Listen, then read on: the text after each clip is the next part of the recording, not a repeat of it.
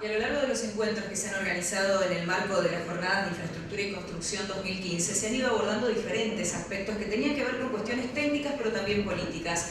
Se hablaron sobre cuestiones que tienen que ver con vivienda y las proyecciones a futuro. Se habló también sobre cuáles son las estimaciones entre el 2016 y el 2025. Ahora es momento de hablar sobre política y economía 2015. Ya quienes han hecho la apertura formal de este encuentro hacen referencia a quién va a ser el protagonista del panel que comenzaremos a desarrollar. Estamos hablando del director de la consultora ABCEB, el ingeniero Dante Enrique Sica. Él nos está acompañando también hoy, teniendo en cuenta además que es licenciado en Economía, es contador público nacional, es experto en desarrollo, política industrial, en negociaciones internacionales, es director, como les decía, de la consultora ABCEB, y él va a disertar sobre cuál es el panorama político y económico para lo que queda de este 2015 a instancias de las expectativas, decíamos, que se están generando en el sector y esperando entonces las propuestas que llegarán en el próximo panel. La disertación de SICA, cada uno de ustedes, quienes estén interesados, podrán hacer preguntas, las podrán hacer por escrito, los van a ir acercando al estrado y cualquier consulta les va a ir respondiendo una vez que termine de hacer su disertación en este panel. Bueno, buenas tardes. Bueno, Iván, Miguel, gracias por la invitación, gracias por las palabras también. Obvio, me invitaron y van a decir que soy malo, así que tienen que por lo menos resaltar un poco para hacerlo más interesante. Entre todas las cosas que dijeron, no soy ingeniero, no es porque no quiero, pero sería ya demasiado, y siempre hubo una pelea entre los ingenieros y los economistas a ver por los temas de desarrollo de proyectos y esas cosas. Voy a mirar acá. Bueno, un poco la idea de la tarde a hoy y la hora que vamos a compartir es tratar de ver un poco cuáles son las tendencias de cierre de este año y básicamente ya a 70, 60 días de cambio de gobierno, qué es la economía que queda, o sea, cuáles son los temas que me parece que van a estar en la agenda y cuáles pueden llegar a ser los principales temas que los candidatos de alguna manera van a tener que discutir o se van a tener que enfrentar como para poder hacerlo. Y en eso tratar de mirar también qué es lo que está pasando con el sector construcción y en especial digamos, cuáles pueden ser los lineamientos para lo que viene. Yo antes que nada quisiera nada más que mostrar un poquito qué es lo que está pasando en el mundo. ¿Por qué? Porque da la sensación de que el mundo que se ha endurecido un poquito en este segundo semestre, estamos viendo algunos cambios, mucha volatilidad en lo que se da en el cambio de monedas, de alguna manera va a marcar la cancha para la próxima administración. O sea, quizás los grados de libertad que se pensaban que podía haber con un mundo que venía traccionando mucho más fuerte, con monedas que se venían en términos de apreciación distinto a lo que nosotros teníamos, le daba un poco más de margen de maniobra. Sin embargo, lo que uno está observando es que el mundo que viene, si bien no va a ser una debacle, no es el 2009, no está en crisis, pero estamos observando una fuerte corrección en la tasa de crecimiento, en especial de los países emergentes. Y eso es importante, ¿por qué? Porque cuando los emergentes traccionan, y básicamente estoy pensando en Asia, China, India, los países, cuando ellos traccionan fuerte, traccionan América Latina. Cuando Asia o China deja de crecer, tracciona menos a lo que puede ser, o lo que es básicamente la región de América Latina. Y eso es lo que estamos viendo. Lo que estamos viendo no es una crisis global, la crisis global ya fue, lo que estamos viendo es una corrección en lo que es el crecimiento de los países emergentes. Entonces, cuando uno observa básicamente lo que tenemos, empieza a ver los principales focos de atención. Hoy un foco de atención fuerte es Estados Unidos, no porque le vaya mal, sino porque todos estamos esperando que aumente la tasa de interés a nivel internacional. Ellos, para salir de la crisis, hicieron lo que se llama una política monetaria muy expansiva, llenaron de dólares para que la economía empiece a recuperar y pusieron la tasa de interés muy baja. Ahora ya recuperaron, están casi por alcanzar el pleno empleo, tienen niveles de Producto Bruto que están 10% por encima de lo que era el pico anterior a la crisis, con lo cual ya recuperaron. ¿Qué estamos esperando? Que aumente la tasa de interés. Claramente cuando empiece a aumentar la tasa de interés, eso va a tener repercusiones en el mercado. Seguramente el precio de los commodities se ajustará un poco a la baja, habrá algunos reacomodamientos de monedas.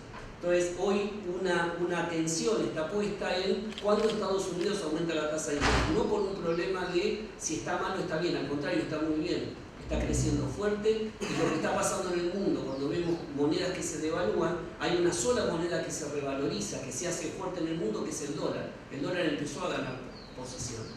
El otro tema que genera preocupación hoy en el mundo es China. No hablo de Europa no porque no sea un problema, pero hoy no, el centro no está puesto en Europa. Quizás en el primer semestre hubiese hablado de Europa diciendo guarda con Grecia, el tema está en Grecia. Sin embargo, hoy Europa, ¿qué es lo que estamos viendo? Que dejó de caer, ya está empezando de a poco a recuperar crecimiento, un crecimiento que va a ser muy lento. Los países que más de alguna manera sufrieron la caída, como España, están empezando a dar los primeros resultados positivos. Alemania y Francia siguen creciendo y el resto está tratando de ver cómo terminan de reacomodarse. Fíjense que lo de Grecia, hace 4 años parecía que explotaba el euro si Grecia salía del euro, y hoy se hizo un programa de reconversión, se pateó la pelota para adelante, y seguramente en 1 año o 2 años estaremos hablando de cómo se le refinancia la deuda a Grecia, pero ya no era un problema de que podía hacer explotar Europa o que el euro iba a volar por los aires. Por lo tanto, hoy no hay tanta preocupación en el lado europeo, salvo lo político, que está relacionado con la corriente migratoria, pero no desde el punto de vista económico. Y el otro tema de atención hoy en el mundo es China, y básicamente el tema de China es hasta dónde está cayendo. Cuando uno mira los números que publica China, son más o menos parecidos a los del INDEC, nada más que en un país muy grande.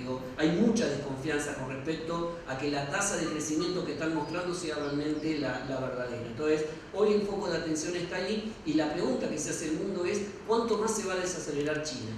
Si se va a frenar, llega al 6% o sigue cayendo. Porque no es menor en términos de la atracción que le da a los países emergentes, en especial básicamente a América Latina.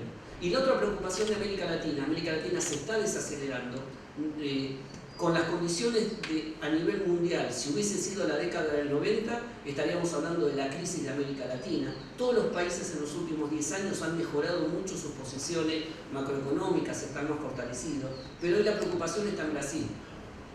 Brasil hoy este año ha tenido la tormenta perfecta. Crisis económica, crisis política, una crisis de corrupción que impacta en el ámbito político y en el ámbito económico, y una crisis climática, porque tienen un problema de falta de agua en el principal bloque de población, que es San Pablo, que está generando problemas de abastecimiento de energía y fuertes movimientos sociales. Entonces, claramente hoy la preocupación es que Brasil no para de caer, y el problema no es ya tanto económico, sino es básicamente político. Está en una especie de círculo vicioso. La economía cae, la crisis política no logra llegar a un fin. Piensen que Dilma ganó hace 8 meses las elecciones con el 50 y pico % de los votos, hoy tiene 7% de imagen positiva. Difícil que pueda tener ascendencia sobre un gobierno. Y mientras que la crisis política no se resuelve, la crisis económica no hace pie, y las calificadoras están bajando la nota de los bonos de Brasil, y eso hace que los capitales se vayan de Brasil y se disparen todas las variables. Entonces, claramente tenemos que mirar con mucha preocupación básicamente Brasil. Si uno quiere hacer algo sencillo para saber cuándo el mundo le viene bien a la Argentina o cuándo el mundo viene mal para la Argentina, yo diría hay que mirar 2 cosas. Hay que ver cuánto está el precio de la soja y cuánto vale el real. Cuando el real se aprecia, o sea, cuando Brasil tuvo un super real que necesitaba pocos reales para comprar dólares, y la soja volaba, era el mejor de los mundos para Argentina. Brasil se hacía caro, por lo tanto le podíamos vender más nosotros, y la soja volaba, y por lo tanto nosotros podíamos con nuestras exportaciones tener muchos dólares. Cuando es al revés, cuando el real se devalúa y la soja cae, no es un buen mundo para Argentina, y esa es la situación de hoy. Hoy la tijera está al revés, el real está a 4, piensen que el año pasado estaba a 2.18, 2.20, y la soja, que estaba 420 el año pasado, hoy está 3.15, 3.20 según el mercado que estemos mirando. Entonces, claramente es una situación, no hay una crisis mundial. ¿Por qué digo esto? Porque el mundo no deja de crecer. Miren lo que es el crecimiento a nivel 3,5 va a crecer el mundo este año. Y el comercio está creciendo, pero más lento, va a crecer alrededor del 1%. Entonces, no es el 2009 que el mundo se derrumbó. El mundo crece distinto. Se recupera Estados Unidos. Lo que pasa es que Estados Unidos, cuando crece, no demanda nada del resto del mundo, porque tiene todo. Lo único que le faltaba antes era la energía, y ahora ya es exportador de energía. Por lo tanto, también cambió las relaciones económicas en lo que es el mundo de la energía o en el precio de la energía. Y esa desaceleración en especial, China no es que deja de crecer, está creciendo menos, lo que está impactando es donde América Latina va a crecer menos. Entonces, claramente hay un mundo que está más duro, donde va a ser más desafiante, donde ya las exportaciones no van a crecer por precio. Ustedes se acuerdan que hace 7, 8 años, todos los años exportábamos 5.000, 7.000 millones de dólares más. El 70% del crecimiento de las exportaciones lo explicaba el precio, no la cantidad. En lo que viene, el crecimiento de las exportaciones va a ser 80, 70% cantidad y no precio. Por lo tanto, los temas de competitividad van a ser un tema de agenda en los próximos 10 años. Y eso de alguna manera también va a marcar la agenda del gobierno que viene. Esto era un poco la idea que quería transmitirles a nivel mundial. Esto es para que después se diviertan este fin de semana o a partir de mañana a la tarde para ver los números en su casa. La presentación queda a disposición de los que quieran después tenerla. ¿Cuál es la duda hoy? Yo decía, hay una duda con respecto a China. Hasta si China va a seguir el mismo derrotero que siguieron Corea y Japón, si va a seguir cayendo o se va a estabilizar. Las previsiones es que se va a estabilizar alrededor del 6-7%. Ahora, cuando hablemos de tasas chinas, ya no son las tasas del 11-12%. ¿Cuándo China creció un 11%? Cuando Europa crecía el 3%, 4%, Estados Unidos crecía arriba del 4%, y a su vez ellos tenían un programa muy fuerte de inversiones. Hoy China está dejando de crecer por exportaciones y por inversión, y lo que tiene que crecer es por consumo interno. Y esos cambios, hacer que la gente gaste más, consuma más, que se mueva el mercado interno, no son cambios culturales que se hacen rápido. En un país que nosotros lo analizamos como si fuera un país como nosotros, pero acuérdense que estamos hablando de China, la principal potencia mundial, que tiene un mercado que está avanzando rápidamente a una estructura capitalista y tiene una conducción política que es del partido del PC. ¿Qué quiero decir con esto? Analizar desde la lógica de los países occidentales lo que está pasando en China a veces nos confunde, porque si hay un tema que es totalmente distinto entre China y el resto de los países, es que la presencia del Estado es omnipresente. Ustedes piensen que provincias deben tener más de 30.000 empresas de su propiedad. Por lo tanto, para mantener el empleo no tienen problema de vender a costo marginal. Y eso es lo que está pasando. Hoy China es un exportador fuerte de acero y está haciendo que se caiga el precio a nivel mundial. ¿Por qué? Porque vende a costo marginal. Piensen que la capacidad ociosa de China, la capacidad ociosa en acero, son 15 somisas, ¿no? Y para nosotros somisa es lo más. Entonces, eso de alguna manera está generando también una fuerte presión a nivel mundial en términos de lo que estamos viendo de precios a la baja, y eso se ve en lo que es el precio de los commodities. ¿Cuáles son los commodities que más caen a nivel mundial? Los que están relacionados con minerales metálicos, cobre, todos esos aceros están cayendo muy fuerte.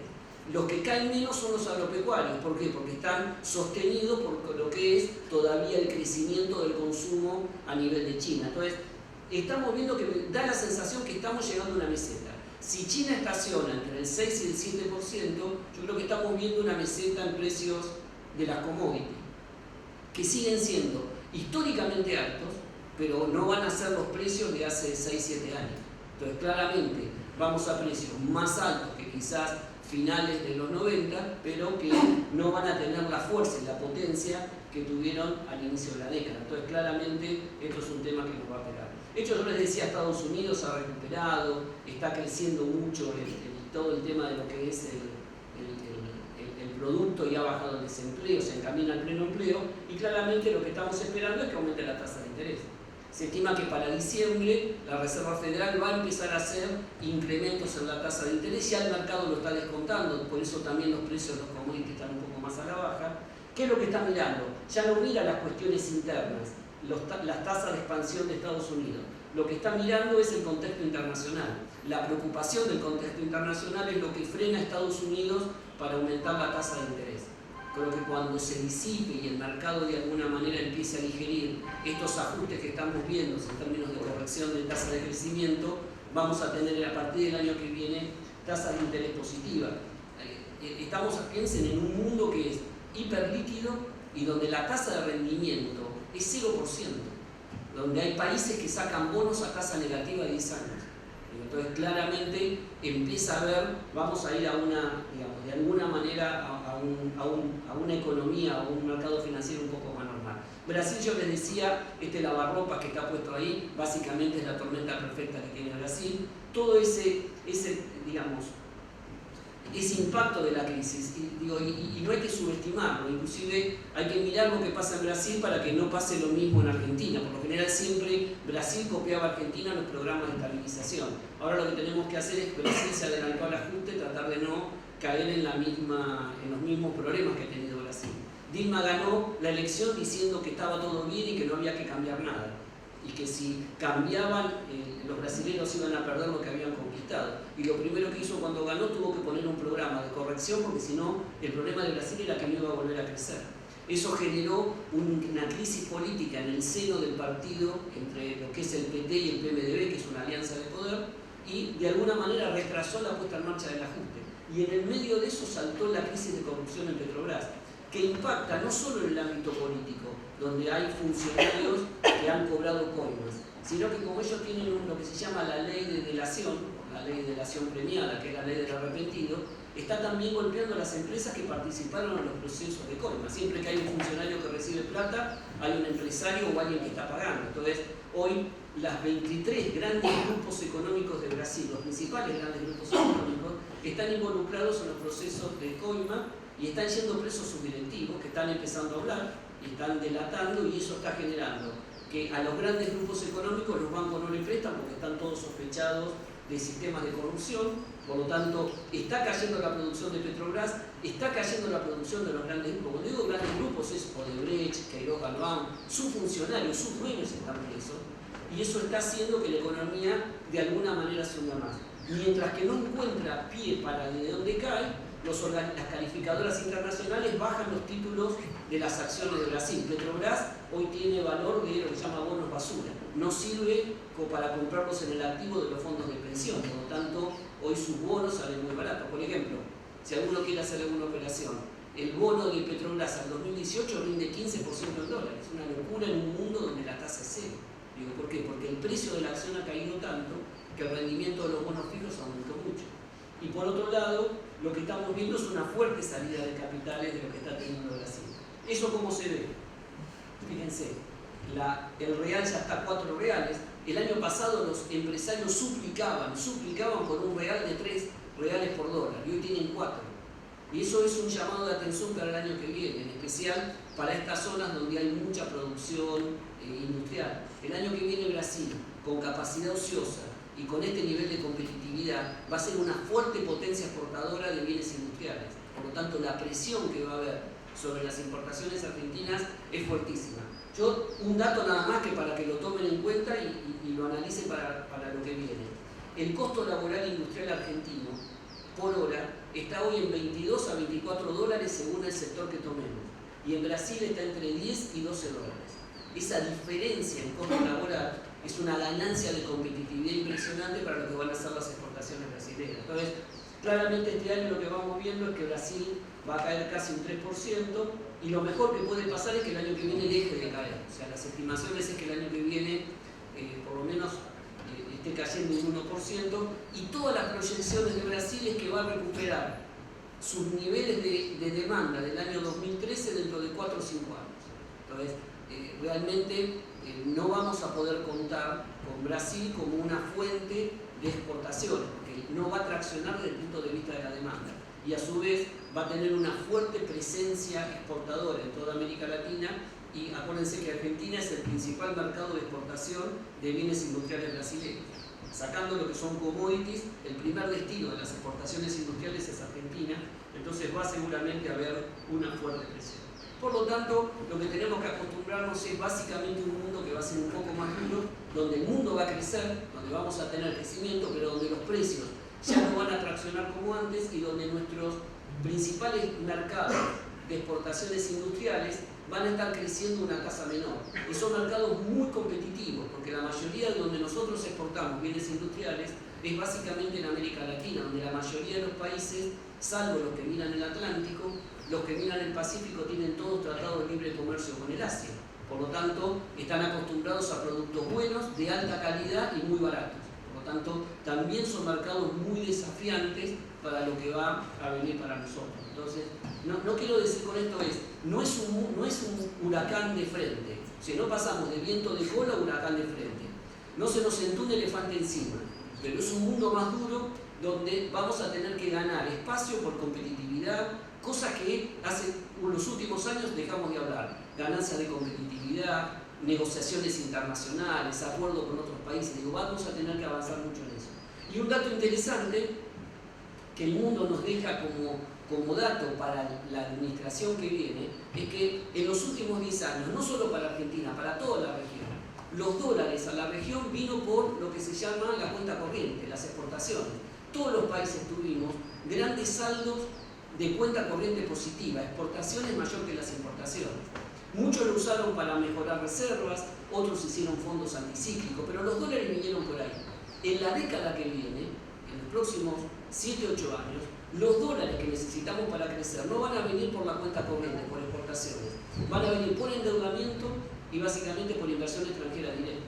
Entonces, claramente, esos temas que Argentina necesita solucionar para poder captar van a estar condicionando la agenda. Si hoy hay un problema de dólares para crecer y los dólares no van a venir porque mejore el ASEPO, van a venir porque tenga que tomar deuda o inversión extranjera directa, voy a tener que hacer trabajos o tomar acciones o tomar medidas para poder volver a capturar esos fondos que me vienen. Esto es, resumidamente, demasiado largo lo hice, voy a hacer más corto lo que viene, cómo está viniendo el mundo. Veamos un poco la Argentina. Claramente el gobierno, si uno tiene que mirar cuál es el principal problema de la Argentina, el principal problema es que no crece. Hace 4 años que dejó de crecer. Cuando uno mira lo que ha sido estos últimos 4 años, es lo que se llama estanflación. Alta inflación con bajo crecimiento. Algunos años caímos, otros años crecimos un poquito. Cuando digo no crece, es que cuando la tasa de crecimiento es menor que la tasa de crecimiento vegetativa de la población. Que el PBI crezca un 1%, en términos reales estoy peor que el año pasado porque la población crece mucho más rápidamente. Entonces, claramente tenemos. ¿Cuál es el problema? ¿Por qué no crecemos? Porque no hay inversión. La inversión privada ha caído, está por debajo del 20% y eso no hace que traccione el crecimiento del producto. Y el consumo se ha debilitado, el consumo privado. Se trata de impulsar a través del consumo público, pero no logra de alguna manera mover y hacer crecer la economía. Y eso, en la raíz de por qué ha caído la inversión y el consumo se debilita, es que Argentina tiene tenemos serios desequilibrios macroeconómicos. ¿Qué son esos desequilibrios macroeconómicos? Tenemos totalmente distorsionados todos los precios relativos, están creciendo, no van en una misma senda, hay una fuerte distorsión de precios, vamos a ver después quiénes son los precios más distorsionados, hay un fuerte déficit fiscal financiado con emisión que genera un piso inflacionario que distorsiona, y tenemos un problema hoy, en especial en el sector privado, tenemos lo que se llama restricción externa. La cuenta corriente es negativa, entran menos dólares de los que necesitamos para hacer los pagos y para que la economía crezca. Entonces, hace 4 años, ante la ausencia de dólares, el sector privado se está achicando, porque como tiene menos dólares que los que necesita para funcionar y se está administrando esos dólares, cada vez hay menos dólares para mantener el nivel de actividad, que quizás la demanda requiere, pero se ajusta por hacer. Ustedes piensen que la economía, si quieren hacerlo bien sencillo, piensen en la oferta y la demanda. La oferta es la producción, su principal, en términos generales, su principal insumo son los dólares. ¿Por qué? Porque nosotros necesitamos comprar partes, piezas, bienes de capital importados para producir, o bienes que necesita la demanda para completar la vidriera. Cualquier productor no hace todos los bienes que la gente necesita, se especializa en 2, 3, 4 y el resto los trae de afuera, los importa para poder completar la vidriera. Y la demanda, lo que nosotros pedimos, funcionamos por peso. Entonces, claramente hoy hay una distorsión. La oferta no crece porque no tiene dólares y por otro lado el gobierno inyecta pesos en la demanda para tratar de levantar el consumo y que el consumo se transforme en actividad. Y eso ha generado o está generando una fuerte tensión. Una demanda que tracciona contra una oferta que no puede crecer. Uno responde a los dólares, uno responde a los precios. Entonces, en ese marco de que la economía no crece, el gobierno este año tuvo un programa desde el año pasado para este año es no corregir los desequilibrios, estos desequilibrios que estamos viendo en la macro, sino básicamente administrarlos. Administrarlo es tratar de ver cómo los acomodaba, los contenía, los reprimía, para tratar de llegar al 2015 a las elecciones y que en todo caso las correcciones le queden al gobierno. Entonces, claramente, este año el gobierno, para hacer eso, lo que hizo fue, salió al mercado avalando tasas de interés altísimas, a tomar deuda y a buscar un prestamista de última instancia que le preste dólares para poder fortalecer las reservas y conseguir dólares para que la oferta mejore, y por otro lado se dedicó a poner pesos en la economía vía las transferencias sociales en los sectores medios y medios bajos para tratar de levantar el consumo y que se levante el nivel de actividad en un año eleccionario. Eso fue lo que hizo el gobierno y eso es lo que está haciendo durante todo este año. No mucho más va a cambiar. Por eso, cuando uno mira si todo lo que está pasando a nivel mundial puede cambiar el eje de lo que el gobierno hace, ya claramente hay poco tiempo también para hacer esos cambios. Entonces, cuando miramos esa idea de cómo fue ese programa, claramente lo que tenemos es, el gobierno se dio principal foco al consumo vía las transferencias sociales y por otro lado, para contener la inflación, atrasó el tipo de cambio. O sea, tiene una tasa devaluatoria que va por debajo de la tasa de inflación. Entonces, cuando uno observa, las transferencias sociales crecieron casi un 44%, esto fueron todas las mejoras de los programas por encima de la tasa inflacionaria. La devaluación fue por debajo de la inflación, eso de alguna manera generó una apreciación del tipo de cambio y también aumenta el poder de compra, pero castiga al productor porque le hace perder competitividad, pero mejora la capacidad de compra a nivel local. Y cuando uno mira la canasta básica alimentaria, creció muy por debajo de eso. Entonces, claramente esto mejoró la confianza del consumidor. La confianza del consumidor mejoró mucho con respecto al año pasado. Hay dos variables que son claves en la mejora de la confianza del consumidor. La confianza del consumidor es una encuesta que hace la Fundación Ditela. Hay varias, de la Fundación Ditela y había otra de la Fundación Mercado. Y había algunas que sacaba también algún otro organismo. Esta me parece, por lo menos para la mayoría de los analistas, la que tiene más tiempo en el mercado y más seria. Le preguntan tres cosas a la gente: cómo ve la economía dentro de un año, la macro, cómo la ve, cómo ve la situación personal de uno dentro de un año, y si durante el año que viene va a comprar bienes durables, autos, electrodomésticos, una casa. Mejoró mucho la percepción de la macro y mejoró mucho la idea de comprar. ¿Qué es lo que hay atrás de la mejora de la confianza del consumidor? Para mí hay dos variables que son claves este año con respecto al año pasado. Uno, el empleo dejó de caer. El año pasado, hubo un fuerte ajuste de empleo porque la economía cayó casi 2,5%. Empresas que trabajaban a 3 turnos pasaron a 2, el que estaba a 2 pasó un turno, hubo una baja en el nivel de actividad. Y este año el empleo no crece, el empleo privado, pero tampoco cae tanto, por lo menos en los grandes centros urbanos. En el interior, en las economías regionales y en aquellos que estén vinculados a productos exportables, el empleo está cayendo un poco más. Pero en términos generales se frenó. Y eso es, el empleo, ustedes tienen que tenerlo en claro, el empleo es la variable clave que le da confianza y tranquilidad a la gente. Digo, el año pasado, cuando uno hacía encuestas, 7 de cada 10 argentinos tenían miedo de perder el empleo, tenían problemas de empleo. Este año 3 de cada 10 dicen que tienen problemas de empleo. Digo, el argentino olfatea el desempleo. Y cuando ve que hay problemas de empleo, me enteré que al primo de mi nuera que trabajaba en una fábrica de motos lo suspendieron. Yo que trabajo en un autopartista que le vende a Toyota, ¿tendré problemas de empleo? Entonces uno empieza a tener más cuidado, no compra, no toma crédito, de alguna manera cambia su composición. El otro tema importante, en especial para el argentino, es el tipo de cambio. Cuando el tipo de cambio vuela, hoy el tipo de cambio no es tanto el problema es la brecha cambiaria. Cuando la brecha cambiaria se estabiliza y cae, o cuando el tipo de cambio no se devalúa y está tranquilo, esas dos variables, tranquilidad del tipo de cambio sin volatilidad y empleo estable, generaron un fuerte cambio o una fuerte idea de que la sensación de que la economía estaba bien. Yo decía, hay sensación de estabilidad, ¿no? Parafraseando a un ministro del gobierno, ¿no? La idea de la cosa está bien, no hay que hacer nada. Y es un tema no menor desde el punto de vista político. ¿Por qué? Porque para la gente, para el ciudadano común, la economía está bien, no hay que tocar nada. Ahora está un poco más inquieto porque está cayendo la confianza por el tema del dólar. Pero para los analistas, los políticos, los funcionarios, los economistas de los candidatos, saben que es insostenible esta situación si quieren volver a crecer. Entonces, ahí hay una dicotomía en términos de, por un lado, la gente piensa que no hay que cambiar nada, y los mercados, los economistas, digamos, los funcionarios, los políticos se dan cuenta que si no hacen cambios, la economía no va a crecer. Por lo general, siempre los cambios de política se dan en situaciones de crisis, no en situaciones de semi-estancamiento o estabilidad. Entonces, yo muestro este cuadro que para mí es clave. Digo, fíjense lo que, a ver, quiero ver. quiero ver, digo, fíjense lo que fue en el primer semestre. Claramente, esto es la brecha cambiaria, la diferencia entre el tipo de cambio paralelo y el oficial.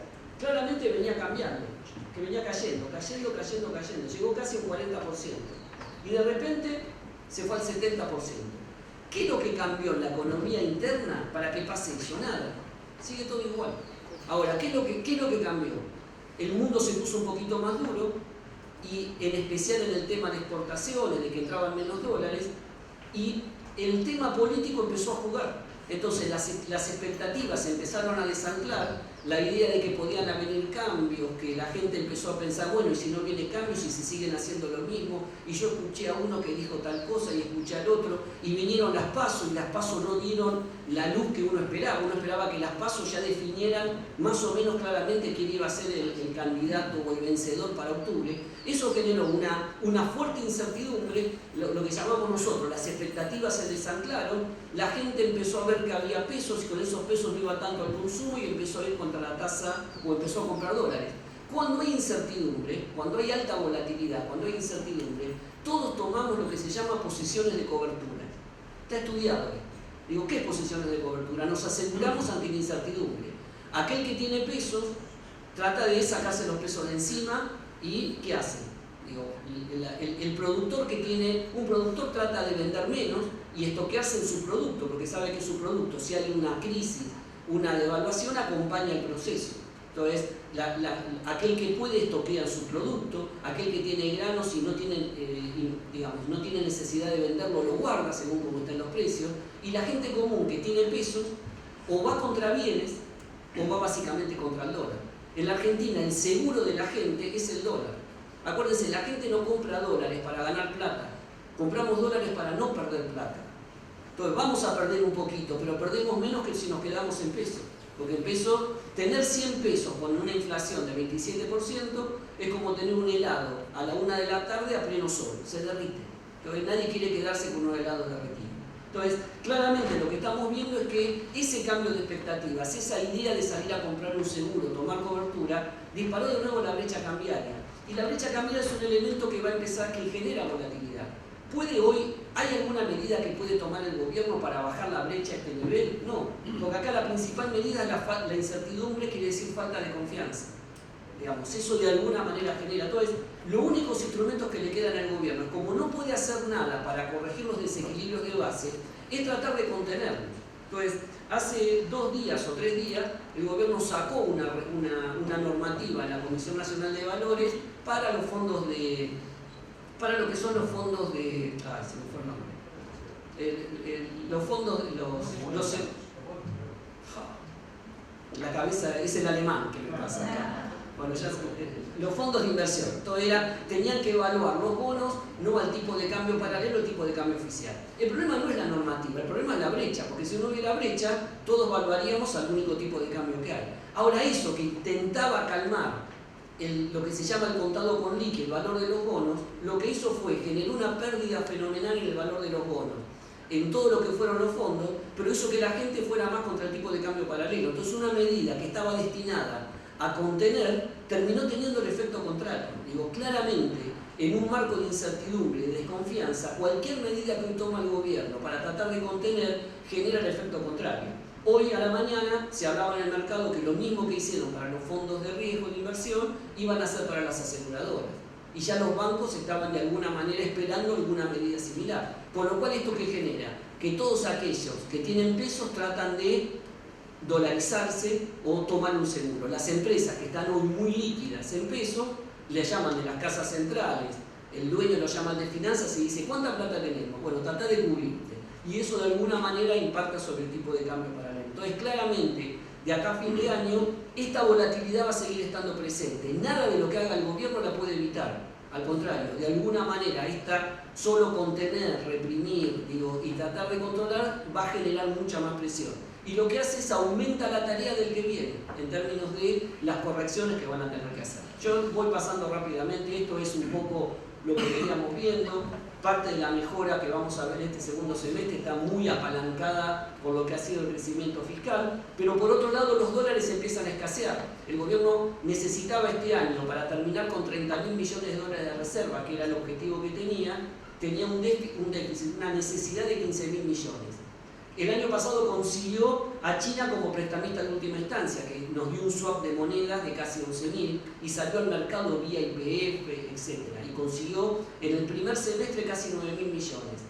Ahora usamos todo el swap de monedas, pero iba a salir YPF al mercado, pero ya no puede salir porque no tiene capacidad prestable, por lo que cayó el precio del petróleo. El mercado se puso más duro. Esta volatilidad hace que las reservas van a ser menores a lo esperado. Entonces también, cuando las reservas caen, la expectativa de evaluatorio aumenta y todo el mundo quiere de alguna manera empezar a cubrirse. Y eso está haciendo que estamos en un segundo semestre donde es imposible que la volatilidad sobre el tipo de cambio baje, porque vamos a empezar a ver que los dólares de alguna manera empiezan a ser más chicos. Rápidamente algunos números. Esto es un poco cómo el desequilibrio fiscal está aumentando. El déficit está aumentando casi un 78%. Este año vamos a terminar con un déficit primario sin la parte financiera de casi 5 puntos del PBI. Yo creo que va a estar alrededor de 5, 5,5. Si le sumamos los pagos de intereses y de deuda va a ser un déficit financiero de casi 7 puntos. Claramente esa diferencia entre lo que recaudamos y lo que gastamos se cubre con mayor emisión. ¿En qué está gastando el gobierno? Fíjense que gasta mucho, aumentó mucho el tema de transferencias sociales por encima de la inflación y básicamente en obra pública, por lo menos en el primer semestre. En este segundo semestre ya está bajando el nivel de ejecución de obra pública. Lo que son los subsidios a la energía, que son clave en el impacto, este año hay menos subsidios a la energía. ¿Por qué? Dos razones. Precio del petróleo y del gas más barato. Piensen que nosotros importábamos gas licuado a $18 el millón de BTU y traíamos de Bolivia a $11. Hoy estamos pagando $7 a Bolivia y $11 el gas licuado, por lo tanto lo que hay que poner inclusive es menor. Y después tuvimos un invierno caluroso, por lo tanto no necesitamos tanto gas. Y a su vez mucho de lo que fueron las centrales hidroeléctricas funcionaron con fuel oil en vez de con gas, entonces eso redujo. Ahora lo que generó, el año pasado los subsidios crecieron al 75%, contra un gasto que creció al 40%. Lo que generó de menos los subsidios a la energía, el gobierno de alguna manera los capitalizó haciendo crecer mucho más las transferencias sociales. Esto lo comentó la base monetaria, digo, esto se financia con emisión. Con una base monetaria creciendo al 35%, claramente la inflación no puede ser menor de 25%. Digo, la economía es una ciencia bastante rara, ¿no? Porque muchas veces le dan premio Nobel a dos personas que dicen cosas totalmente contrarias sobre un mismo tema. Pero en términos de inflación hay un cierto consenso en la profesión de que, por lo menos un 70-80% de consenso de que la inflación es un fenómeno monetario. El otro 20% que no está en consenso con esto está trabajando en el Ministerio de Economía ahora, ¿no? Entonces por eso hay ese tema. Pero claramente hay una correlación. Si la emisión es muy alta, hay un piso inflacionario bastante importante.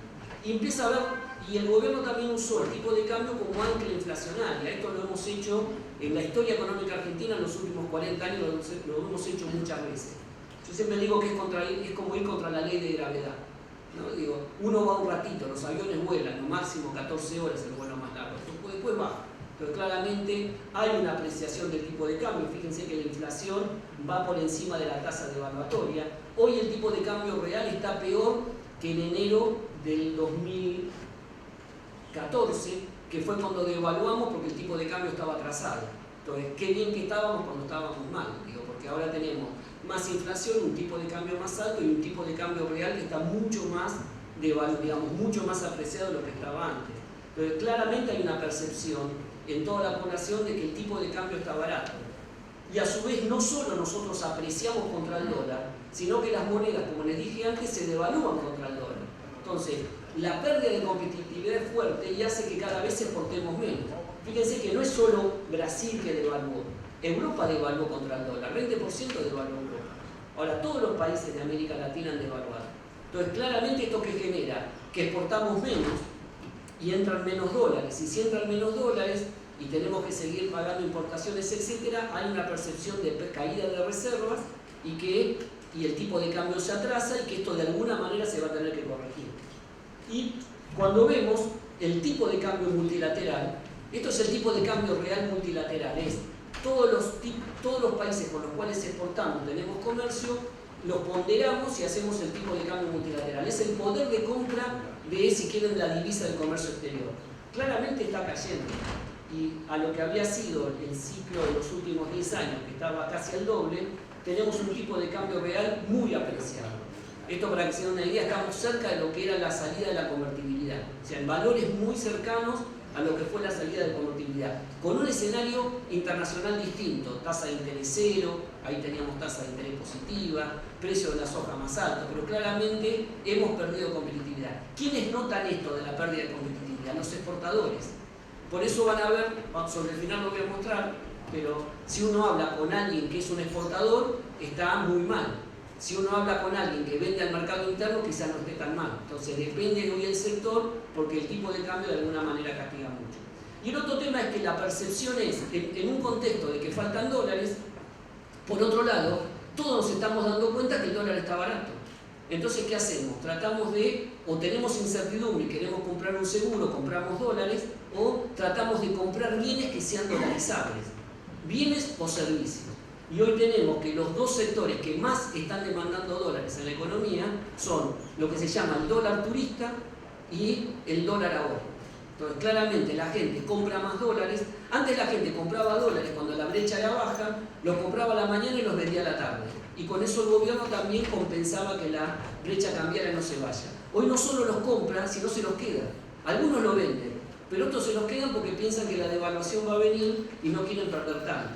Y por otro lado, no quiero hacer el chiste de levanten la mano los que ya tienen pasajes al exterior o viajaron en estos meses, pero claramente con este nivel de dólar hay que salir a comprar pasajes. ¿Y por qué? Porque es muy barato. Cuando uno mira lo que se está llevando de los pocos dólares que hay, el dólar ahorro y el dólar turista son casi 14.000 millones de dólares este año. Y el saldo de la balanza comercial no va a superar los 3.000 millones. Entonces, claramente hay un problema. Ahora, como el gobierno tiene que cuidar dólares y también tiene que cuidar el resultado electoral, no frena esto. ¿Y qué hace? Retasea los dólares para el sector industrial. Le frenan los dólares para poder producir. ¿Por qué? Porque tiene un impacto, entre comillas, menor desde el punto de vista electoral. Pero afecta básicamente el nivel de actividad. Pero claramente acá hay un problema. Entonces digo, mi recomendación es, si todos piensan que va a haber un presidente en primera vuelta, compren pasajes hasta el día anterior a la elección. Si piensan que va a ser en segunda vuelta, tienen noviembre todavía para comprar. Porque digo, no solo es barato, sino que lo venden en 12 cuotas. Y encima Brasil este año, Punta del Este va a estar vacía. Y va a haber un problema, ya hay preocupación en el turismo local, porque Brasil va a explotar con estos valores. Entonces, acá hay un tema que esto de alguna manera, hasta casi parece una contradicción. No hay dólares para el sector productor, sin embargo, está la canilla abierta para todo tema de servicios. Pero claramente cuando el gobierno toca esto, hace mucho ruido desde el punto de vista electoral. Entonces, no creo que hasta las elecciones haya algún tipo de restricción con respecto a esto. Y después está el número de las reservas, cuántos son. Entonces, uno puede sacar los números, 20.000, 30.000 millones, es poco, es mucho. Pero hay un dato más relevante. Miremos históricamente. Esto es la relación reservas con respecto al PBI. Hoy las reservas van a quedar más o menos a fin de año como estaban a finales del 2001. Entonces la pregunta es mucho o es poco? Bueno, si lo comparo con lo que llegamos a tener entre el 2007 y el 2008, que fueron casi 18 puntos del PBI, es menor. Entonces, el problema no es el stock. El problema es el stock y el problema es el flujo. Entonces, si yo pienso que el gobierno que viene va a seguir haciendo lo mismo que hace es imposible con este stock. O sea, si va a seguir sin salir a buscar dólares y restringiendo los que tiene, claramente con este stock no le alcanza. Porque fíjense que en los últimos 4 años, con cepo, la caída de las reservas fue mayor. Si pienso que el que viene va a modificar el flujo, o sea, va a salir a capturar dólares, y quizás esto pueda ser una restricción temporal, porque los dólares van a entrar. Entonces, claramente, uno podría decir, hoy hay un nivel de reservas bajo, y de acuerdo a lo que quiera hacer el que viene, es insuficiente o no.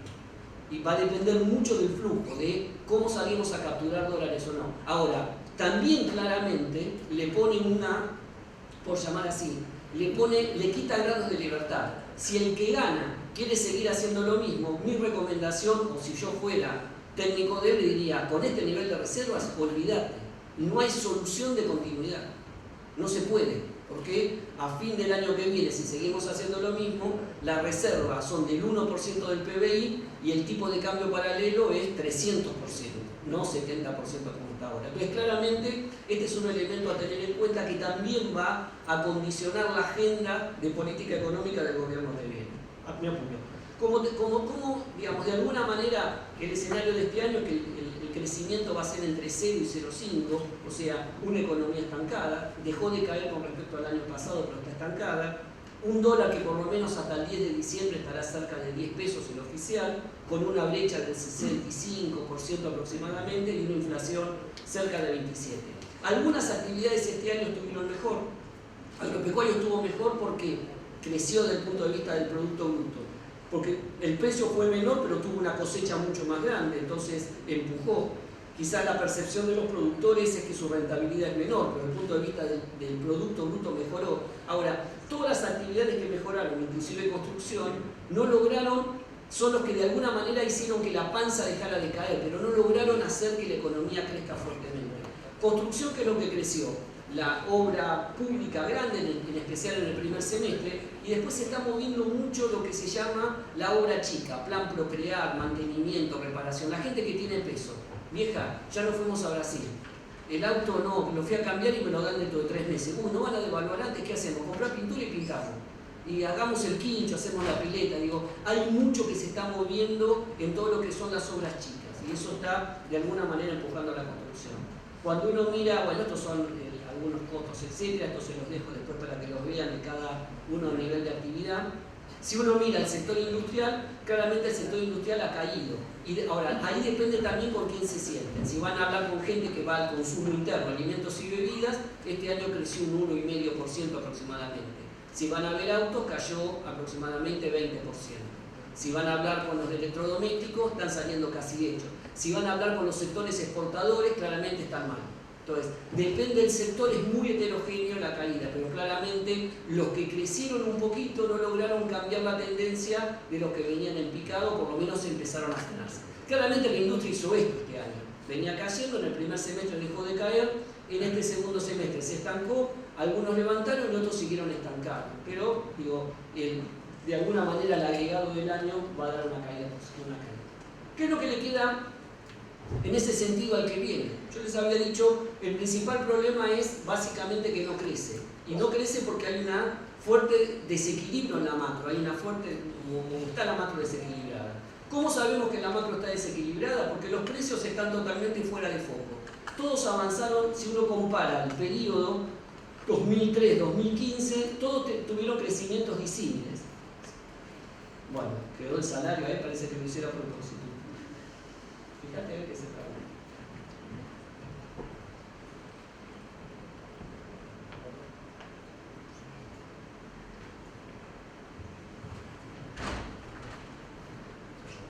A ver, cambiar esa figura. Bueno, ¿qué quiero decir cuando digo que los precios relativos están distorsionados? Digo, ¿podés llegar a esa? Dale, la voy pasando. Perdonen, ¿eh? Lo estoy repasando nada más que para que se acuerden lo que dije. Si quieren lo repito. Digo, los precios están distorsionados, que los precios se fueron todos de variable. Entonces, claramente, distorsión de precio relativo, ¿qué es? Los precios son los que guían a la inversión. Si los precios están distorsionados, la gente no invierte porque no sabe dónde invertir. Entonces, ¿cuáles son los precios más desequilibrados de la economía argentina? Tarifas públicas y tipo de cambio. Ahora, ejemplos de eso. En Capital Federal y Gran Buenos Aires, una familia tipo paga 500 pesos de cable, paga, si tiene un auto, gasta 1.000 pesos de combustible por mes, paga 90 pesos de gas y 100 pesos de luz. Eso es distorsión de precios. Digo, claramente, o la nafta está muy cara o la luz está muy barata. Digo, y entonces, hay un tema que corregir. Ahora, cuando comparo esa familia y la comparo con alguien del Chaco, paga lo mismo de cable, paga lo mismo de nafta, pero paga 500 pesos de luz. Y si lo comparo con Santa Fe para el mismo consumo, debe estar pagando 700 pesos de luz. Entonces, hay un problema de distorsión de precios por los subsidios que se han dado, que genera una distorsión regional y una distorsión al interior, porque también el subsidio es muy injusto socialmente. porque como es un subsidio a la oferta, no discrimina entre pobres y ricos, y por lo general los ricos se apropian de los subsidios más rápidamente porque tienen más instrumentos de captación que los pobres. Ejemplo, del total de lo que subsidiamos la luz, los 2 deciles más ricos de la población perciben el 35% del subsidio, y los 2 deciles más pobres de la población, que son los que lo necesitan, solo perciben el 10% del subsidio. Entonces claramente el subsidio genera una distorsión de precios, es inequitativo regionalmente y es inequitativo socialmente. Sin embargo, todavía está. Entonces, el otro elemento que me muestra que hay una distorsión de precios es el tipo de cambio. El tipo de cambio está atrasado. ¿Cuándo uno se da cuenta que el tipo de cambio está atrasado? La comparación que hice, costo laboral de Argentina vis-a-vis costo laboral de Brasil. Cuando uno lee los diarios, encuentra noticias todos los días. Productores del Alto Valle de Río Negro dejan pudrir la manzana y la pera porque no les conviene sacarlo y venderlo. Sin embargo, este último año el mercado central está importando fruta europea. Hay problemas con los productores de cebolla en el interior de la provincia de Buenos Aires, sin embargo estamos trayendo cebolla a Nueva Zelanda que es más barata. Eso es atraso cambiario. Cuando ustedes salen al exterior, van a Brasil, van a Europa, van a Estados Unidos y pagan el café, la ropa y la comida más barato de lo que vale en Argentina, es un problema de atraso cambiario. Y más tarde o más temprano, los mercados hay cosas que no les gustan y eso es el desequilibrio. Más tarde o más temprano esto se compensa. Entonces, claramente hay una fuerte distorsión. El otro tema, ¿cuál es? Tenemos un déficit fiscal alto y tenemos una cuenta corriente negativa, dólares que necesitamos para crecer. Entonces, la administración que viene se va a encontrar con esta distorsión de precios, se va a encontrar con, insuficiencia de reservas, demanda reprimida de dólares, problemas de holdout irresueltos. Digo, toda una serie de temas que van a tener que solucionar si quieren volver a crecer. O sea, el que viene tiene que solucionar el principal problema, que es volver a crecer. Y para volver a crecer hay que corregir estos desequilibrios. Si no, es difícil volver a hacerlo. Yo ya les mostré antes que continuidad, no tenemos plata para bancar la continuidad. Digo, no hay restricción. Por lo tanto, de alguna manera va a tener que corregir. ¿Y qué es lo que tienen que hacer? Digo, hoy es más fácil saber lo que van a hacer que quién lo va a hacer. Porque cuando uno mira el menú de opciones, no hay una receta mágica. Hay que trabajar sobre estos 4 ejes. Hay que hacer una corrección fiscal. Claramente no podemos tener un déficit tan alto y financiarlo con emisión. Aparte, ustedes piensen esto. Argentina, siempre que tuvo déficits fiscales fuertes, lo solucionó las 2/3 partes. Cuando uno mira la historia fiscal, lo solucionó aumentando impuestos. Hoy la presión fiscal en Argentina es 38%. No hay margen más para aumentar impuestos. Aunque igual siempre lo van a aumentar. Pero uno pensaría que ya estamos en una situación muy límite. Por lo tanto, tiene que haber una corrección fiscal. Y ahí hay una partida presupuestaria que se lleva todas las fichas de que va a ser corregida, que es básicamente el tema de subsidio. Ahora, nadie va a bajar el déficit fiscal de 5 puntos del PBI a 0 en un año. Por lo tanto, en un año uno podrá bajar la mitad. Ahora, esa otra mitad hay que financiarla. Y no podemos, si queremos bajar la inflación, seguir financiándola con emisión. Por lo tanto, hay que salir al mercado a buscar plata, pero plata a un precio razonable. No al 11% como pagamos ahora, sino al 4% como paga el resto del mundo. Eso va a implicar solucionar el tema de los holdados, no de los que tienen sentencia, de todos los que quedaron afuera, básicamente, de la reestructuración de deudas. A su vez, tenemos que capturar dólares de inversión extranjera y tenemos que tratar de que vuelvan los dólares porque necesitamos dólares para apuntalar el crecimiento. Pero para eso hay que desarmar las restricciones y desarmar el cepo. Ahora, desarmar el cepo también va a implicar dar un valor de tipo de cambio que sea más real al tipo de cambio de equilibrio y no un tipo de cambio subvaluado como está ahora. Eso en el barrio se dice depreciación o devaluación. Claramente hay que corregir el tipo de cambio. Y si vamos a un mundo, yo se los digo para hacer una caricatura, cuando el precio del petróleo era $110 el barril y la soja valía $600, cuando uno hace la cuenta, las reglas de juego no importan tanto porque la ganancia es muy alta y uno se banca mayor discrecionalidad porque la renta es grande. Cuando el precio del petróleo es 50 y la soja es 320, las reglas de juego tienen mucho que ver, porque la ganancia es menor y los marcos regulatorios tienen que ser muy competitivos porque hay muchos países que también están queriendo capturar inversiones y que tienen marcos legales mucho más competitivos que el nuestro. Entonces, claramente va a haber que hacer ajustes a los marcos regulatorios. ¿Por qué digo que este menú es más o menos lo que están pensando los candidatos? Digo, porque no hay mucho más para hacer. ¿Qué quiero decir con esto? No hay una receta mágica. no hay una medida salvadora, no es solo tomo deuda, solo devalúo, solo saco un subsidio. Si no hay un programa que tenga en cuenta estos 4 ejes de acción, digo, de alguna manera me parece que va a costar mucho, le va a costar mucho despertar confianza o por lo menos ir con un programa más integral básicamente contra la inflación.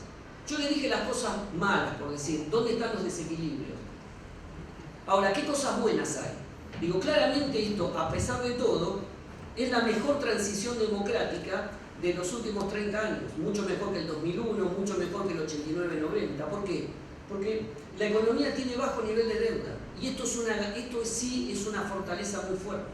Digo, Argentina puede financiar la transición y tomar mucho financiamiento para, de alguna manera, poder volver a darle valor a los stocks. Argentina es un campeón mundial de consumir stock. Y en los últimos 10 años nos hemos consumido todos los stocks, no solo las reservas, los caminos, las telecomunicaciones, el petróleo. Entonces, vamos a necesitar mucho, digamos, manejo de endeudamiento e infraestructura. Y tenemos bajo nivel de deuda en el sector público, pero también en el sector privado. Las empresas tienen bajo nivel de deuda en moneda dura, por lo general están endeudadas en pesos y a mediano plazo, y tienen un ciclo de negocio distinto. No están vendidos no tienen 12 meses de facturación en la calle y están endeudados en dólares atrás. Por lo general hay 2 o 3 meses de facturación en la calle, no mucho más que eso. Por lo tanto, es un ciclo de negocio distinto. Yo decía, hay un déficit fuerte, pero hay una partida presupuestaria que son casi 3,5 puntos del PBI, los subsidios a la energía. O sea, solo tomando el tema de tarifas eléctricas se puede bajar el déficit la mitad del primer año.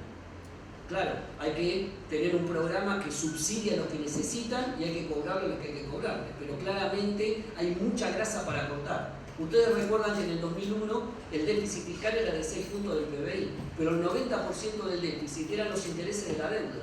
No había grasa donde tocar. Donde uno tocaba sueldos, salarios y jubilaciones, porque no tenías para sacar. Hoy hay mucha grasa.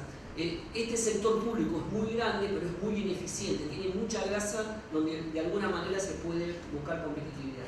Y por otro lado, hay un límite también con respecto al tema de lo que es la presión fiscal. La presión fiscal está muy alta. Esta idea de que se puede salir solo aumentando impuestos, van a tener que trabajar básicamente sobre el gasto. Otro dato importante es que la economía está estancada, pero en un nivel alto. Digo, fíjense en la tasa de desempleo. En el 2001, la economía estaba estancada, pero con 45% de utilización de capacidad instalada en la industria y 25-27% de desocupación. Hoy la desocupación es 7,5%, 8%. O sea, estamos estancados en un nivel alto. Hay volumen de consumo de alguna manera para tener. Y otro tema importante, 2 temas importantes más, es que el sector financiero no está quebrado. Es un sector que está sano, está líquido, no está descalzado en moneda, no está descalzado en pesos, o sea, no genera un factor endógeno de crisis.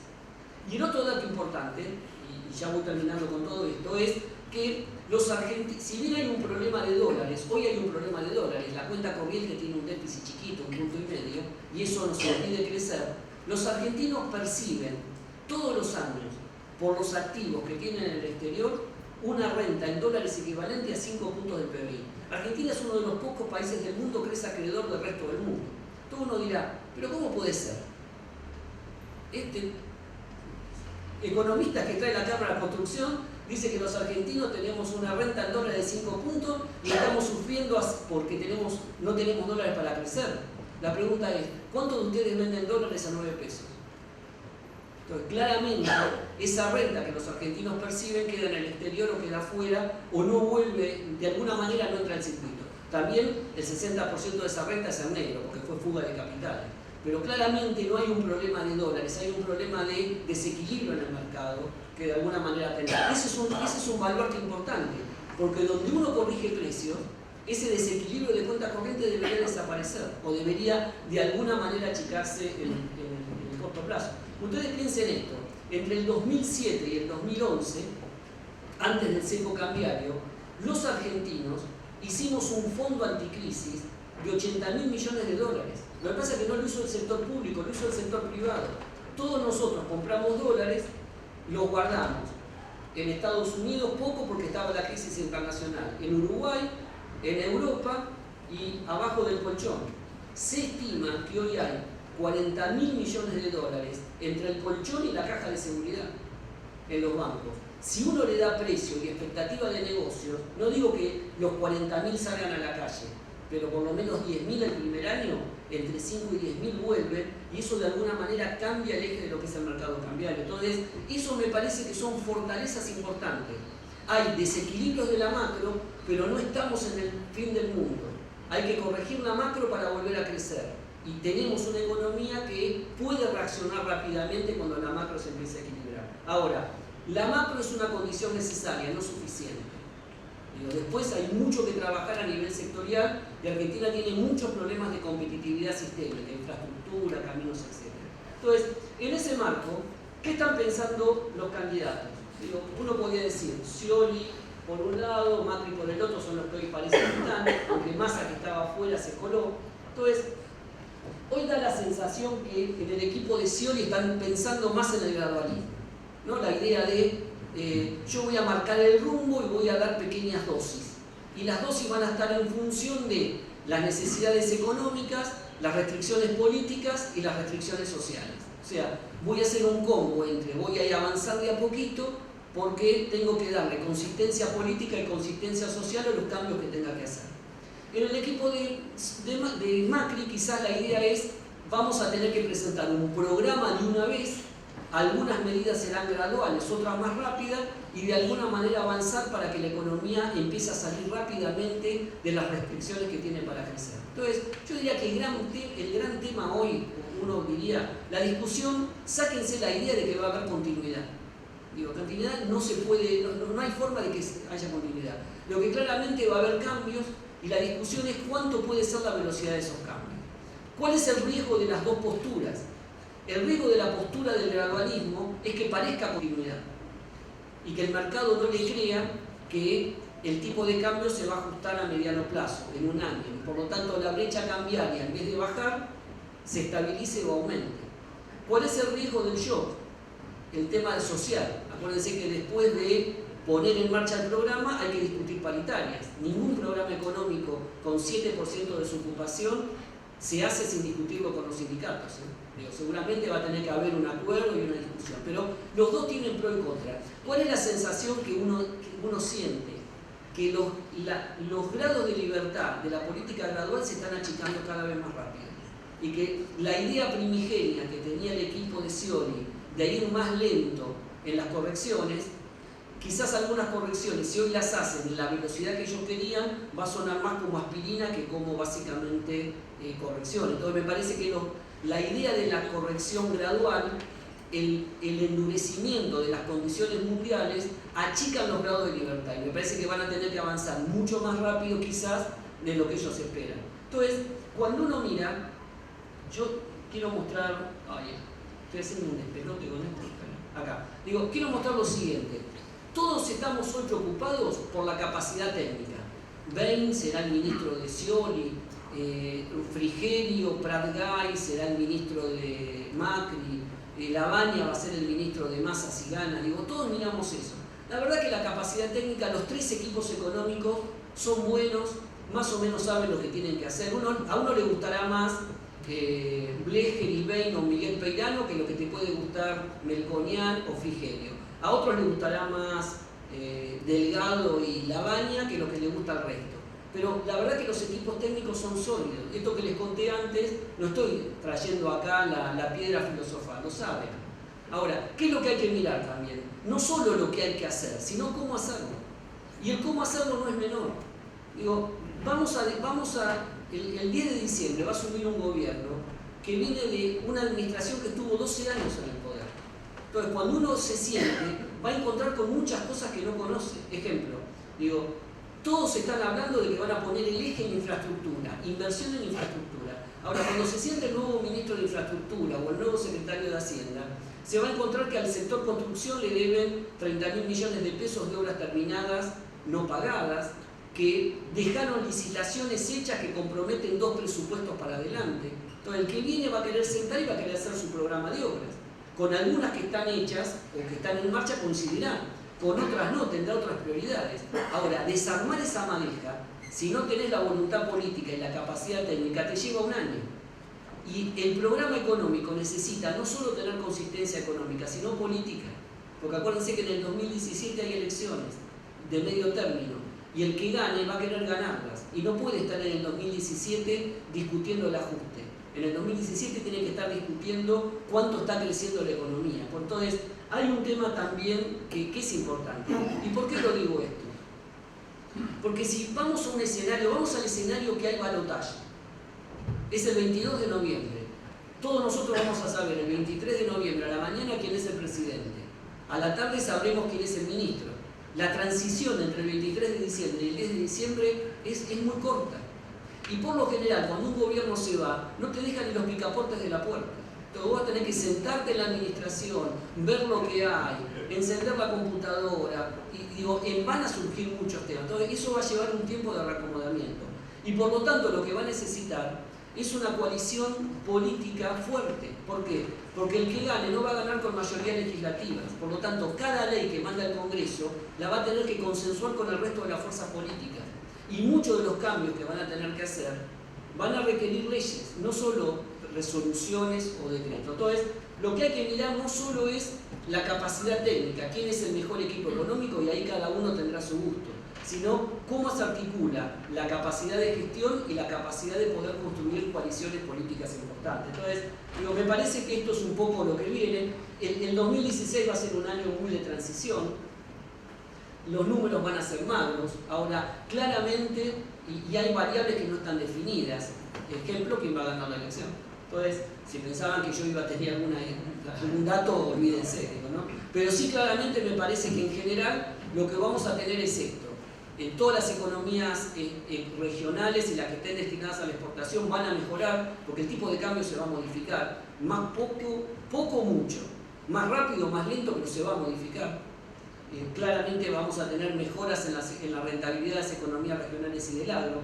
La construcción va a seguir siendo una fuente de reserva de valor. La gente que tenga algo de capacidad de ahorro y que tenga pesos va a seguir yendo a la construcción, y eso va a revitalizarse. Yo creo que el año que viene se eliminan rápidamente los cepos a la compra y venta de dólares, con lo cual va a movilizar de nuevo el tema de construcción privada. Y si ustedes escuchan, los tres candidatos están hablando de programas de vivienda para clase media, con esquemas de financiamiento. Eso de alguna manera debería tender a relativizar. Energía es un sector donde se van a capturar inversiones, en especial en la primera. Yo creo que va a haber dos lugares: mucho gas, mucha inversión en gas, y toda inversión en distribución de redes, que son las que hoy están con problemas.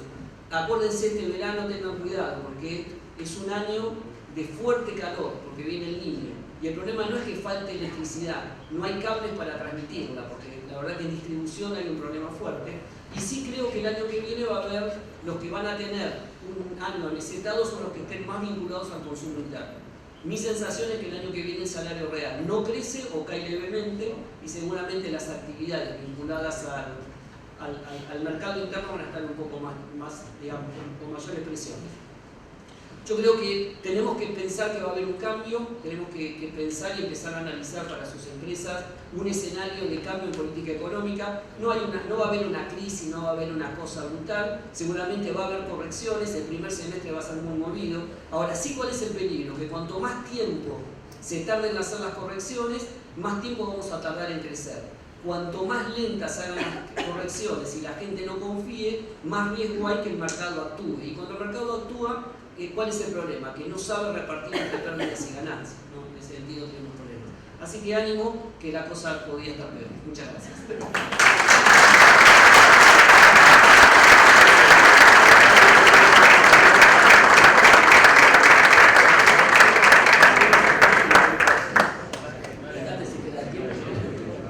Si hay interesado en hacer preguntas, las podemos ir alcanzando, van levantando la mano, en todo caso les vamos acercando el micrófono.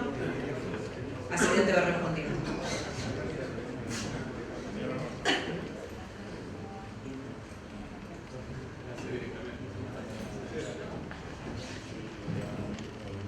Bueno, la hago directamente. Ahí está. Pensando en la captura de dólares a partir de las exportaciones, ¿qué chances le ve al aumento de las exportaciones con base tecnológica?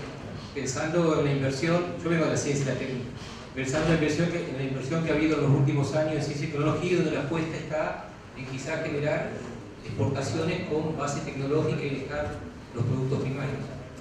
A ver, yo creo que esa es una de las buenas cosas que se han hecho en los últimos años, ¿no? El tema de la recuperación de la inversión en ciencia y tecnología. Inclusive yo creo que hay dos o tres, bueno, ayer lo vimos con el tema del ARSAT. Yo creo que ahí, independientemente del lanzamiento, creo que hay un potencial porque ya se ha generado una masa de conocimiento científico que se puede potenciar en asociación con el sector privado, ¿no? Puede haber mucho. Creo que tenemos mucho para avanzar. Donde ya tenemos ganado mucho es todo lo que hace la tecnología nuclear para fines pacíficos. Argentina es exportador de reactores, todo el conocimiento que se ha generado en INVAP, en el Instituto Balseiro. Yo creo que hay una masa crítica, me parece importante. ¿Y por qué es importante? Porque claramente Argentina es un país de costo medio alto. O sea, nosotros no vamos a competir en el mundo con exportaciones industriales por salario. Ya no. Digo, la devaluación puede ajustar el costo laboral, pero ya es un piso alto. El promedio del salario argentino va a estar en $1.000, $1.100 y nosotros vamos a competir en materia industrial con países que tienen costo laboral de $500, $600. Entonces claramente tenemos que generar actividades que tengan alta productividad para poder involucrar sectores medios. La tecnología, todo eso va a ser fuerte. Ahora, ¿cuál es el tema? Es de mediano plazo y no es que por más que vos pongas mucho esfuerzo y capital, te van a aumentar a $40.000 millones. Es una apuesta que uno sabe que en los próximos 10 años te mejora, que claramente es todo exportable, tiene menor costo y mucha renta, que seguramente va a ser un complejo que nos va a posicionar fuerte, pero hay que esperarlo 10 años. Ahora, ¿qué es lo que necesita? Que este empuje que ya hizo el sector público se complemente con temas tecnológicos, y no solo en el tema más duro electrónico. Argentina está avanzando muchísimo en todo lo que se llama la generación de segunda generación de combustibles a partir de la biomasa y todo lo que es los biofármacos, la biogenética aplicado a actividades agropecuarias. Entonces, yo creo que nosotros tenemos un complejo tecnológico muy fuerte. En aquellos sectores donde ya somos competitivos por naturaleza y en aquellos donde hemos desarrollado una capacidad que lo que tenemos que hacer es no perderla. Pero sí, yo creo que va a ser, pero no es el que te va a impulsar y mejorar. Te va a mejorar, te va a poner en una posición distinta a nivel internacional, te va a generar derrames al resto de las actividades, pero son cosas que crecen a 10 años. Vos necesitas $10.000 millones el mes que viene. La pregunta que te quiero hacer es ¿cómo ves hacia el año que viene la posibilidad para las provincias de generar algún tipo de financiamiento, ya sea interno o externo, para el déficit que ya vienen acumulando, más allá de llegar a equilibrarlo para el pago de la deuda que tienen, ¿no? Como para poder entrar en línea poder ejecutar un presupuesto dignamente? Yo creo que en la medida que se abra, que el gobierno nacional empiece a resolver los temas de financiamiento internacional, léase cerrar de una vez por todas el 7% de los tenedores de bonos que nos quedaron afuera del canje, yo creo que se abre el mercado para la nación, para las provincias y para las empresas. Entonces yo creo que vamos a ir a un mercado donde se va a abrir. ¿En qué sentido? La tasa de interés va a caer rápidamente, debería caer de 10 que estamos pagando hoy. Las provincias pagan 11, 12. La nación paga 10, debería caer, por lo menos si resolvemos en el primer semestre los temas de holdout o empezamos a encaminarnos a holdout, debería bajar rápidamente a niveles de 5 o 6%, y eso le abre la fuente de negociación a las provincias. Eso es el punto de vista del financiamiento. Creo que el mercado de capitales se va a abrir, van a empezar a aparecer opciones de fideicomisos, de bonos atados a la evolución del tipo de cambio que te permitan entrar al mercado mejor. Lo que claramente me parece que va a haber una demora es, lo más preocupante es no cómo financio la deuda, sino por qué sigo generando deuda. Y ahí los temas de estructura fiscal me parece que no veo el próximo gobierno todavía con tanta fortaleza para discutirlo, salvo que sea una liga de gobernadores fuerte, que los gobernadores recuperen el rol de gobernadores y no de delegados del Poder Nacional, y que de alguna manera empiecen a dar un debate más importante con respecto a la estructura fiscal. No lo veo quizás en la primera etapa. no lo veo en la primera etapa, pero sí me parece que el mercado de capitales se abre. Y me parece que también desde el punto de vista de la Cámara de la Construcción hay que empezar a mirar, porque van a empezar a venir modelos nuevos de negocio. Hasta ahora el modelo tradicional es el gobierno arma un pliego, consigue la plata por financiamiento o por partida propia, abre una licitación y las empresas se presentan. Ese es el modelo tradicional que me parece que va a seguir, pero cada vez tiene menos espacio. Yo creo que el espacio que se abre es más a sistemas donde el gobierno lo único que va a plantear es que necesita la provisión de un servicio y va a tener que las empresas hacer los proyectos, buscar el financiamiento y hacer las iniciativas. Van a tener que ser mucho más, no solo constructores, sino operadores de servicio. Me parece que vamos a un modelo de gestión distinta, en todo sentido, en rutas, en todo lo que tiene que ver con todos los servicios que se puedan prestar. El mundo, cuando uno mira lo que está pasando a nivel de infraestructura, a nivel del mundo y se piensa para los próximos 20 años, vamos a una infraestructura que cada vez es más convergente en materia tecnológica, que cada vez se comunica más. Desde las redes de distribución eléctrica inteligentes que te permiten, si tenés electricidad excedente, devolverla. Piensen que dentro de 10 años va a haber el 20% del parque mundial van a ser autos eléctricos. Por lo tanto, vamos a tener que tener sistemas que nos permitan que el auto no solo funcione, que lo pueda cargar en mi casa, sino que sea una pila para poder ser un reservorio de electricidad. Vamos a cambios importantes. Y me parece que nosotros todavía tenemos la mirada tradicional. Si uno piensa para los próximos 10 años, se abre una opción de negocio mucho más importante en materia de los servicios que van a prestar. Y sumándole negocios nuevos. Ser proveedores del sector energía, que va a requerir mucho más servicios que lo que requiere hoy un pozo de petróleo tradicional. Cualquier gobierno que gane, todas las principales plataformas van a mantener todo lo que es la expansión ferroviaria, y eso vamos a un sistema nuevo por la ley que se votó, donde es el sistema de lo que se llama acceso abierto. El Estado es propietario de las vías, las mantiene, y van a haber empresas que, como hay empresas de flota de camiones, va a haber flotas de trenes que van a pagar un peaje por la operación de la vía, pero las vías va a haber que mantenerlas y reconstituirlas. Hay un nuevo negocio que se abre ahí. Yo creo que se abre una gama de negocios muy importante, pero que va a requerir empresas más calificadas, más productivas y que salgan del modelo tradicional de veo el pliego, dame la obra y la saco. Van a tener que ser más operadores de servicios que constructores. Relacionado con eso, cuando se mencionaba esta norma de la Comisión de Valores que modificó o fijó el tipo de cambio que tenía que tener los fondos de inversiones, la misma norma establece una obligación para invertir en infraestructura. ¿Podés ampliar ese tema? Sí, lo que hizo es, le puso un tope. ¿Vieron el famoso Fondo de Garantía Solidaria que tenía el ANSES, que básicamente era lo que tenían las AFJP? Las AFJP, como eran fondos privados, pero que tenían que dártelo a 30 años, tenían una especie de mínimos que tenían que invertir con esos fondos, que captaban el mercado de capitales. Una parte era invertir en infraestructura. Esto le están poniendo también un piso a los fondos de riesgo y a las aseguradoras, que de esos fondos que reciben y esos administran, un piso de esos fondos se inviertan en proyectos de infraestructura. Básicamente, por eso se abre un negocio nuevo, vas a poder salir al mercado de capitales a fondear. Perdón, ¿sería vía obligaciones negociables? O una... Sí, bueno, claro, algún bono vas a tener que emitir para que alguien lo esté comprando. Básicamente eso. La idea cuál es, generar instrumentos nuevos que hoy no están disponibles para hacer más amplio y abrir un poco el mercado de capitales. Lo que pasa es que en un gobierno que genera tanta desconfianza, eso queda de lado y todo el mundo dolariza cartera. Cuando la economía se estabilice, esos van a ser instrumentos importantes para poder movilizar. Pero necesitas tener una macro estable, una moneda más sana y un poco más de estabilidad en el mediano.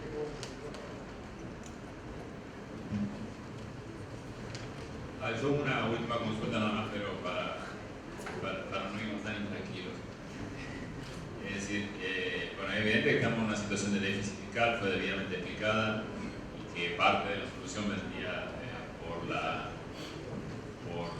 achicar el tema de los subsidios. El sector nuestro, de construcción y sobre todo de obra pública, siempre ha sido variable de ajuste de crisis fiscal, y fácil de ajuste.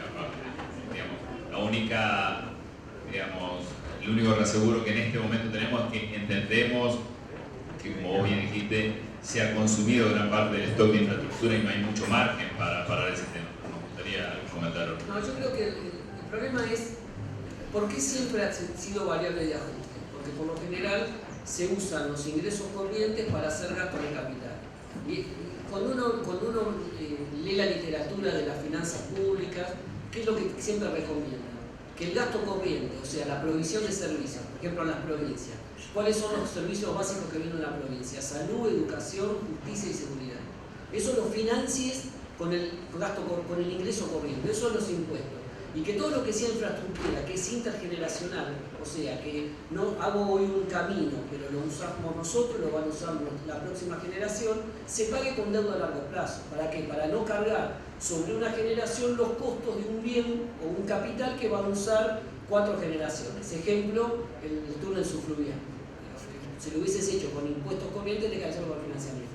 Por lo general ha habido, como había tanto en estos últimos años, crecían tanto los ingresos, se usó mucho gasto corriente en eso, y eso genera también. Entonces yo creo que, ¿cuál es la buena noticia? Bueno, hay que hacer una corrección. Antes que tocar el gasto público, hay un gasto para tocar que es básicamente las transferencias a subsidiar. Yo digo, a ver, para que se den una idea, pagar plata para que la tarifa eléctrica sea barata es lo mismo que sacar un préstamo todos los meses para ir a comer afuera. ¿No? Digo, te queda la deuda, quedas más gordo, pero un día tenés que pagarla. Bueno, acá hay un deudor, me parece que hay mucho ahí para cortar. Y también me parece que va a haber mucho para avanzar, ya que Argentina tiene bajo nivel de deuda, para tomar que el ingreso corriente se destine a solventar los programas sociales, las inversiones sociales, el gasto en educación, y que uno pueda tomar, hay mucho margen para tomar deuda, para hacer las infraestructuras a mediano plazo, y que eso genere una especie de flujo mucho más fuerte. Yo creo que va a haber mucha inversión, va a haber mucho ingreso de capitales para inversión. En especial nosotros estamos muy atrasados en carreteras, en telecomunicaciones, en puertos, y en eso me parece, y ferrocarril, me parece que en eso va a haber mucho movimiento. Después está el otro tema, la otra inversión, que es la productiva, la social, que es básicamente conexiones de agua, cloaca, pero eso me parece que también se puede hacer con financiamiento a mediano plazo a los usuarios, y no todo tiene que quedar a cargo. Nosotros hasta ahora siempre los servicios públicos los vimos desde la gratuidad, y ya me parece que uno tiene que plantear servicios públicos donde los que no pueden pagar hay que dárselos gratis, con una tarifa muy baja, pero el que puede pagar el agua, los servicios sanitarios, todo eso tiene que tener un costo que lo tiene que bancar el propio usuario. Quería preguntar sobre la negociación de la deuda. Se planteó como una premisa para el acceso al mercado de capitales y al crecimiento. Ante ese desafío, ¿qué grado de complejidad enfrenta quien tiene que negociar esa deuda? No, a ver, hay un tema a favor, que es que el mundo está ávido de tomar bonos argentinos. Como en los últimos 10 años desaparecimos del mercado y los fondos tienen poco nivel de deuda, por lo tanto hay mucha liquidez. Entonces, lo que hay que sentarse es hacer un acuerdo razonable desde el punto de vista. Por ejemplo, hay que separar los que tienen la sentencia del juez Biesa y el resto. Digo, el juez Biesa, yo creo que el problema de la sentencia no es la sentencia en sí misma, sino es el interés punitorio que nos cobra sobre la sentencia. Entonces creo que hay margen para discutir, hacer una quita que sea razonable y que de alguna manera se libere. Y después va a haber que hacer una convocatoria al resto que quedó afuera y tratar de ir cerrándolo. La complejidad es la decisión política de hacerlo y después la defensa del interés desde el punto de vista de educar. ¿Cuál es la otra complejidad que hay? Que Argentina tiene una ley que se llama Ley de Pagos Financieros, que se sacó en septiembre del año pasado, que decía que no se podía pagar a los que quedaron fuera del canje más de lo que se le pagó a los del canje 2005-2010. Claramente, si hay una negociación, me parece que esa ley va a haber que modificarla. Y quizás la dificultad va a ser el consenso político interno para modificar esa ley. Pero no la negociación en sí misma. La negociación en sí misma puede ser compleja por la diversidad de intereses, pero si pones buenos negociadores, tenés un buen estudio, la hace más fácil. Quizás lo que va a haber que buscar es la coalición política que te permita la modificación de esa ley si vas a pagarle a alguno un poquito más de lo que tú has. Bueno, ahora viene el candidato, así que muchísimas gracias.